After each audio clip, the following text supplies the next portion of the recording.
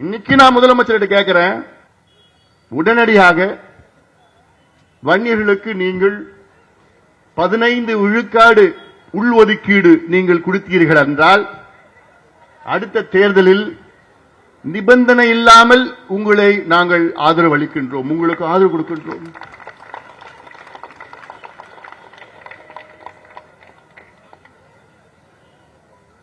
பதினைந்து விழுக்காடு கையெழுத்து போடுங்க.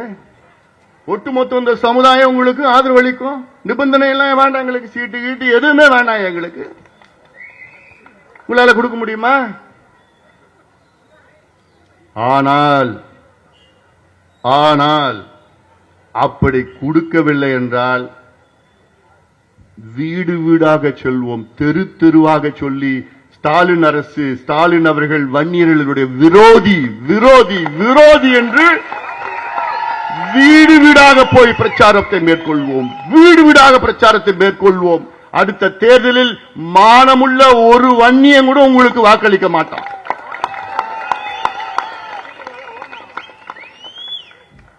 அது எப்படி செய்யணும்னு எங்களுக்கு தெரியும். இது எங்களுடைய சமூக நீதி போராட்டம். இதை சில பேர் கொச்சப்படுத்திட்டு இருக்கிறாங்க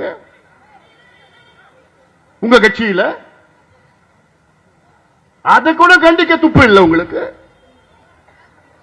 ஆனா பேசுறது இது மத்திய அரசு பண்ணணும், மத்திய அரசு பண்ணணும், இதுல ஜாதிவாரி கணக்கெடுப்பு நடத்தணும் வேற, அதுல ஒரு புதுசா ஒரு பில்டப் ஒண்ணு. சரி, ஜாதிவாரி கணக்கெடுப்பு நடத்திட்டு போக வேண்டியதானே? அதுல என்ன பயம் உங்களுக்கு? என்ன பயம்? ஜாதிவாரி கணக்கெடுப்பு நடத்தினா அவரை பொறுத்த வரைக்கும் இந்த சமுதாயம் இவ்வளவு சீட்டு கேட்டுடும், இந்த சமுதாயம் இவ்வளவு மாவட்ட செயலாளர் கேட்டுடுவாங்க, இந்த சமுதாயம் அது கேட்கும் இது கேட்கும், இவ்வளவு எங்களுக்கு இருக்கிறோன்னு அந்த கணக்கு வச்சுட்டு இருக்கிறார் அவர் மனசுல. பீகார்ல ஜாதிவாரி கணக்கெடுப்பு நடத்தி இன்னைக்கு அதை உச்ச நீதிமன்றமோ உயர் நீதிமன்றமோ அது அங்கீகாரம் கொடுத்திருக்கின்றார்கள். நம்ம வண்டி போகுதுப்பா, விடுப்பா.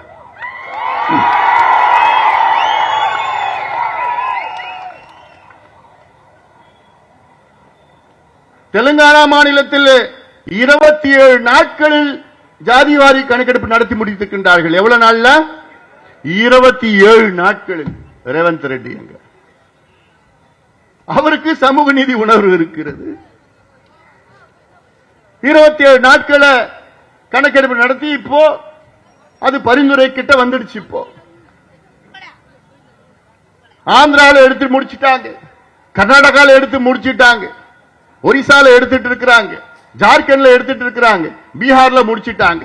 ஆனா சமூக நீதி எங்க தாத்தா, எங்க அப்பா, எங்க அம்மா எல்லாம் சமூக நீதி எங்களுக்கு கத்து கொடுத்தாங்க, சமூக நீதி சோறு போட்டு நாங்க தான் வளர்ந்தோம், இப்படி எல்லாம் சொல்லி வசனம் பேசுகிற திமுக சமூக நீதிக்கு உங்களுக்கு சம்பந்தமே இல்லையா?